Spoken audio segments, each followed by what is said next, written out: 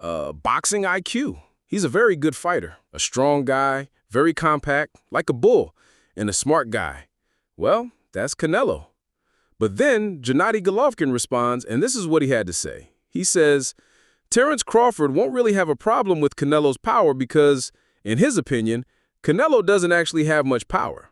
That could possibly open the door for Crawford because Bud has what it takes. I'm not flat out saying Crawford is going to win, but he absolutely has the tools to make this a dangerous fight. He's not afraid of Canelo. Gennady Golovkin gave a surprising prediction for the upcoming Canelo Alvarez versus Terence Crawford fight. Golovkin believes Crawford won't struggle with Canelo's strength because he insists Canelo isn't really a knockout puncher. Having fought Canelo 3 times himself, Golovkin claims Canelo hasn't really changed much. He does respect Crawford's power and his ability to adapt in the ring, while pointing out that each opponent requires different strategies and smart preparation. That's boxing. It's what makes it all interesting. So then the interviewer asked Golovkin, since he was ringside and has seen Canelo up close, did Canelo look any better than he did in their second fight? Has he improved, gotten sharper, or stronger? Golovkin answers that every opponent makes a fight look different, and he had 2 very different fights with Canelo himself, the first and the second. But in his honest opinion, he doesn't feel Canelo has gained more power or more speed. To him, Canelo was the same. And remember, Golovkin spent 36 rounds in the ring with Canelo Alvarez. That gives his opinion more weight than most commentators. He argues that Canelo tends to rely on bursts of combinations and flashy-looking knockout attempts, but not true, natural power punches that can break down a top opponent.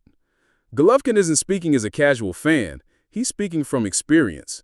He's taken Canelo's best shots, walked through them, and says they didn't carry the kind of natural force that people believe.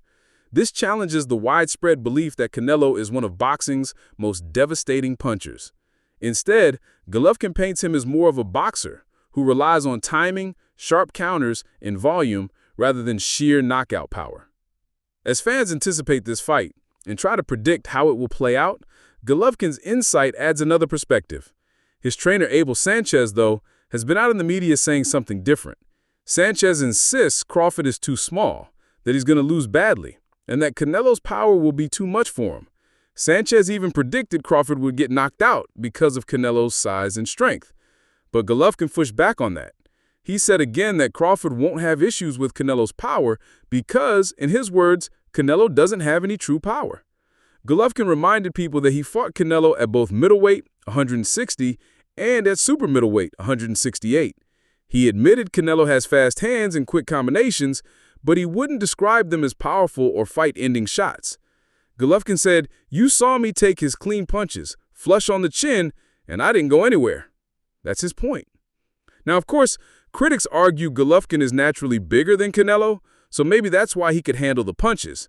But the bottom line is, Golovkin was in there with Canelo and lived through it, so his words carry credibility. Meanwhile, Abel Sanchez keeps saying Crawford has no real chance. Sanchez is adamant that weight divisions exist for a reason, and Crawford is jumping too high, too fast. He argues that even bigger fighters like Dimitri Bivol couldn't hurt Canelo, nor could Golovkin in 2 fights. So why would Crawford, who was smaller, be able to do it? Sanchez said flat out that Crawford is a great fighter, but he should have moved up more gradually, and skipping straight to Canelo will backfire. He sees it as Crawford heading for a one-sided beatdown. This contrast in opinions is fascinating. On one side, Golovkin, who actually fought Canelo, questions the myth of Canelo's punching power.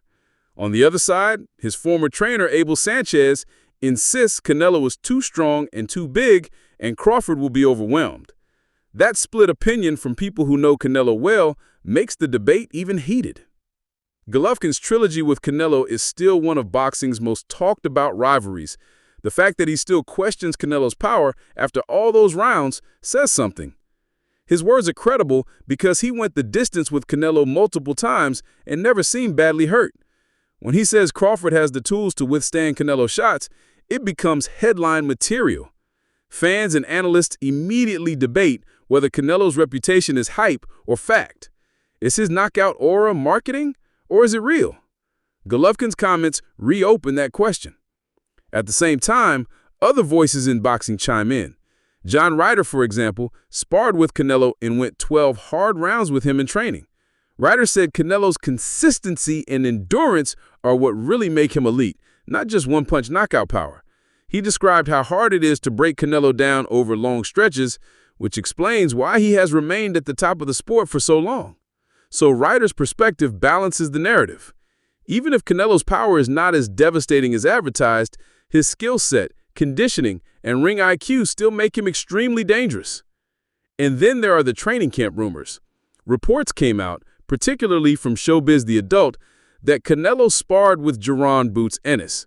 Allegedly, Canelo was cautious in sparring, not going too hard to avoid injuries before the Crawford fight.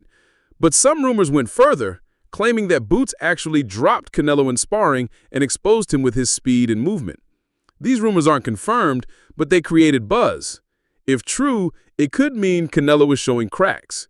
But others say it's not realistic to expect brutal sparring just weeks before a major fight. Canelo can't risk a cut, and Bouts himself has his own fight coming up. So most likely they were sparring light to moderate, working on technique rather than trying to hurt each other. Still, even if Bouts was just moving and Canelo struggled to cut off the ring, that could be concerning for Canelo's camp. Crawford, after all, excels at exploiting weaknesses. Greg Hackett takes an even broader perspective. He frames this fight as possibly a changing of the guard. He acknowledges that Canelo was once the best pound-for-pound fighter, but no reign lasts forever. Every great eventually meets someone who signals the end of their dominance. Hackett thinks Crawford might be that man. He praises Crawford's technical brilliance, discipline, and hunger. To him, this fight isn't just about belts. It's about legacy, timing, and the moment when one era ends and another begins. Hackett explains that nothing lasts forever. He's not saying Crawford will definitely end Canelo's run, but he thinks Crawford has what it takes. He's not afraid of Canelo, and he has the skills to handle him. Hackett questions whether Crawford has enough power to stand toe-to-toe, but he notes Crawford is still a puncher, and his record proves it.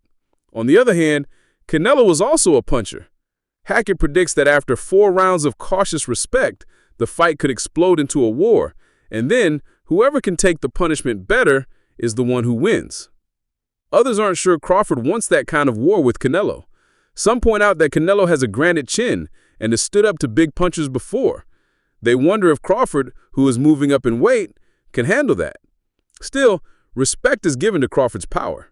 Even Errol Spence, who fought him, admitted Crawford can crack. So while some fans think Crawford's punches won't hurt Canelo, others believe they could. Meanwhile, there's also debate about Devin Haney, with some voices saying he's underrated going into his fight with Brian Norman. Even critics of Haney outside the ring admit he's a smart boxer inside of it. But that's a side discussion. Coming back to Canelo and Crawford, the talk about sparring with Bouts Ennis keeps surfacing. Some accuse Bouts of going easy on Canelo for money or exposure, but others argue it doesn't matter, because sparring is sparring. It's not the same as a real fight. Still, perceptions matter, and leaked sparring rumors can shape the narrative leading into a fight. Then there's a layer of controversy where some of Crawford's supporters accused Ennis of being a sellout for training with Canelo, a Mexican superstar. Critics within Crawford's camp framed it as betrayal. But many others find that ridiculous, pointing out that boxing is full of fighters training across ethnic lines. For example, Crawford has had a Guatemalan trainer since he was 14 years old, and nobody calls that a betrayal. So critics dismiss this kind of talk as pathetic. Gareth A. Davies and Duke McKenzie emphasize the importance of this matchup for boxing itself. They say too often big names avoid tough fights, but here you have 2 of the most skilled boxers in the world facing each other. This fight isn't just another event, it's a legacy fight. They compare it to the days of Marvin Hagler and Sugar Ray Leonard. Davies originally leaned towards Crawford winning on points, using his timing, speed, and spitefulness. But after seeing how the press conferences went, he started to think Canelo might be more dangerous than expected. McKenzie, on the other hand, said his money is on Crawford. He believes it's the best fight in the world right now at any weight class because of how the styles clash and because both are undisputed champions in the modern era. Jaron Ennis offered a word of caution. He warned that moving up too quickly against a bigger opponent is risky. He said usually it's better to take a tune-up fight in a higher weight class to get used to the size and strength. He acknowledged Crawford's skills, but worried about the physical gap. He said Canelo was dropping guys who were much bigger, even those rehydrating close to 200 pounds on fight night. Ennis suggested Crawford should have had a warm-up at 160 before going straight to 168. On the other hand, Gerald Miller gives encouragement. He admires Crawford's hunger and determination, and he thinks people are underestimating Crawford's strength. He insists that in big fights, mental toughness and hunger often outweigh pure size. Miller believes Crawford's desire might push him past the size disadvantage and give him a chance to shock the world. At the end of the day, analysts say Crawford's strategy is what matters most. This isn't just about exchanging punches, it's about implementing a perfect game plan. To beat Canelo, Crawford will have to fight the smartest fight of his life. He needs patience, precision, and control. If he stays composed and exploits Canelo's weaknesses, he can win.